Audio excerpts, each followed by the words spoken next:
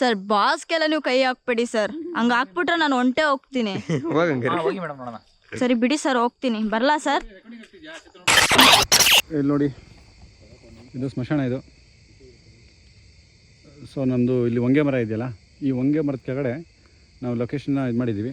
ಅದು ಸಾರಿ, ನಾವು ನಮ್ಮ ಟ್ರೆಷರ್ನ ನಾವು ಏನಂತೀವಿ ಅದನ್ನು, ಒಂದು ಥಿಂಗನ್ನು ಹೊಸಿಟ್ಟಿದ್ದೀವಿ. ಪ್ಲಾಸ್ಟಿಕ್ ಬಾಟ್ಲ್ ಮೇಲೆ ಮುಚ್ಚಿಕ್ಬಿಟ್ಟು ಮರದ ಕೆಳಗಡೆ. ಸೊ